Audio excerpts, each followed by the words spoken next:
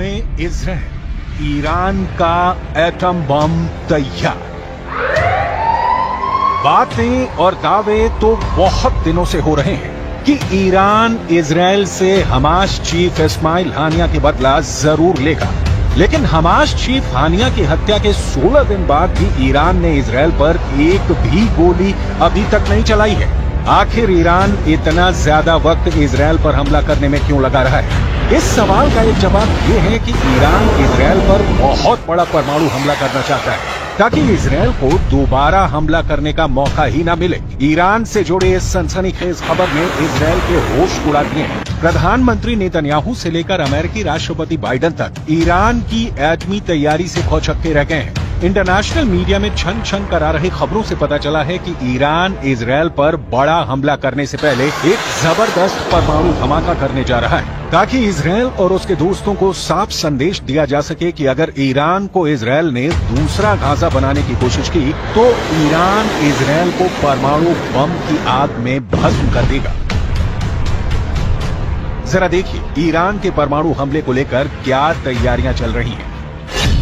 खुफिया एजेंसी को भनक लगी है कि ईरान इस वक्त अंदर ही अंदर परमाणु बम से जबरदस्त हमला करने की तैयारी में जुटा है। दावा तो यहां तक किया गया है कि ईरान के सुप्रीम लीडर ने कुछ चुनिंदा टॉप कमांडरों को आदेश दे दिया है कि ईरान इजराइल पर एटम बम से हमला करना चाहता है। हालात ये हो गए हैं कि ईरान की परमाणु तैयारी को देखते हुए पीएम नेतन्याहू ने एक बड़ी मीटिंग की है जिसमें ये समझने की कोशिश की गई है कि अगर ईरान इजराइल पर परमाणु बम से हमला करता है तो इजराइल ऐसी स्थिति में अपने बचाव के लिए क्या क्या कदम उठा सकता है। दावा किया जा रहा है कि ईरान लगभग 12 परमाणु बम बनाने के बेहद करीब पहुंच चुका है, जो पूरे मिडिल ईस्ट के लिए बेहद खौफनाक है, खास तौर से इजराइल के वजूद के लिए।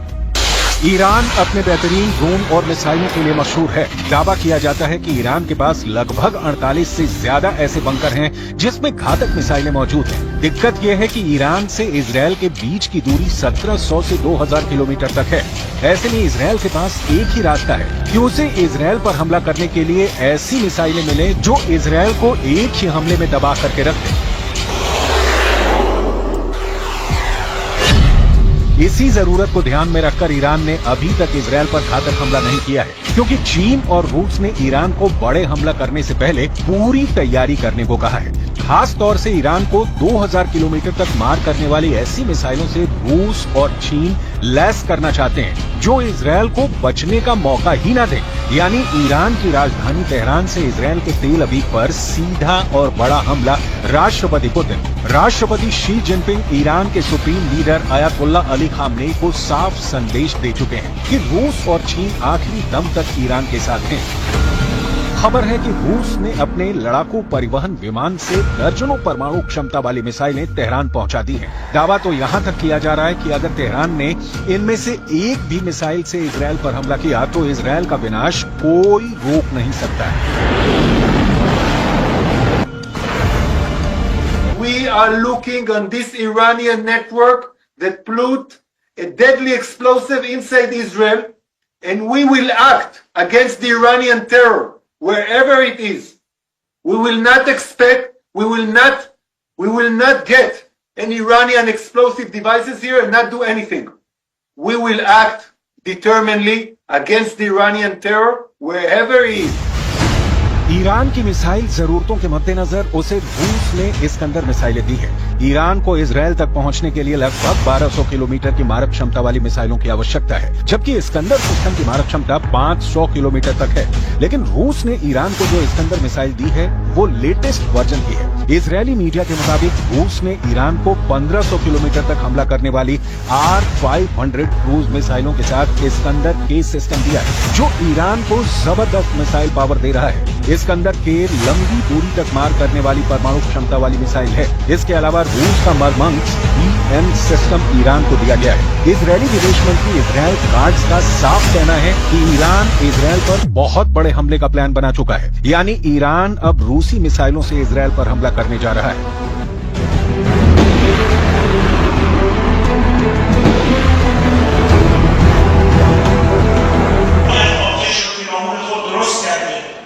و فکر میکنه که میتواند کشورها را با ترور دانشمندان هسته‌ای را در خیابان‌ها ترور کنند تا یک کشور از دستیابی به انرژی هسته‌ای باز بماند. این مضحک‌ترین استراتژی است برای دستیابی به یک هدف سیاسی.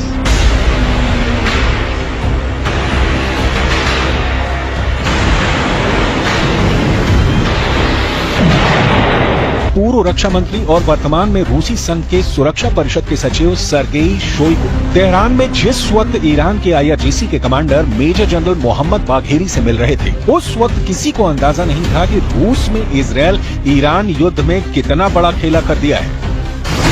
इजरायली मीडिया के दावों के मुताबिक ईरान की राजधानी तेहरान में एक गुप्त मीटिंग हुई है, जिसमें रूस ने तुरंत ही ईरान की सभी मांगे मान ली हैं। दावा किया गया है कि रूस की तरफ से पूर्व रक्षा मंत्री सर्गेई शोइगु ने IRGC के top commander major general Mohammad Bagheri की और उन्हें परमाणु क्षमता वाली मिसाइलें देने का रास्ता साफ कर दिया है। दावा किया जा रहा है कि राष्ट्रपति पुतिन के आदेश के बाद सैन्य परिवहन विमान IL-76 ने रूस से उड़ान भरी, जिसने ईरान के गुप्त ठिकाने पर रूसी इस्कंदर मिसाइलों को ईरान पहुंचा दिया है। इसके अलावा रूस ने ईरान को उपग्रह नेविगेशन सिस्टम मरमंग्स BNEWS भी दिया है। रूस की इस्कंदर परमाणु क्षमता वाली मिसाइल कुछ मिनट में ही तैयार की जा सकती है। इस मिसाइल के मिलने से ईरान अब इजरायल में घुसकर कभी भी इस्कंदर मिसाइल से हमला कर सकता है, जबकि रूस का उपग्रह नेविगेशन सिस्टम मरमंग्स BNEWS ईरान को ऐसी क्षमता देगा कि इजरायल के लड़ाकू जेट और मिसाइलें हमला तक नहीं कर पाएंगी।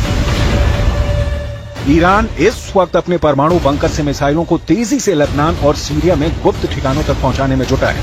IRGC के टॉप कमांडरों को साफ आदेश है कि कम से कम मूवमेंट की जाए, इजरायल के जासूसी नेटवर्क को चकमा देते हुए मिसाइलों को अड्डों पर पहुंचाया जाए।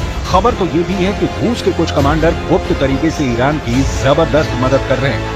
इधर supreme leader Ayatollah Ali Khamenei ईरानी अखबार कहान में लेख लिखा है कि पिछली बार ऑपरेशन में ईरान ने इजरायल के सिर्फ कुछ ठिकानों को निशाना बनाया था, लेकिन अब इजरायल के अंदरूनी इलाकों जैसे तेल अवीव और हाइफा रणनीतिक केंद्रों पर हमला होगा। खामनेई ने ये भी लिखा है कि हानिया की हत्या में शामिल इजरायली अधिकारियों के घरों को निशाना बनाया जाएगा। इस बार का हमला बड़ा खतरनाक होगा, जिसे इंटरसेप्ट करना भी मुश्किल होगा। رژیم صهیونی جنایتکار و تروریست با این اقدام زمینه مجازات سختی را برای خود فراهم ساخت و خونخواهی او را که در حریم جمهوری اسلامی ایران به شهادت رسید وظیفه خود می‌دانیم.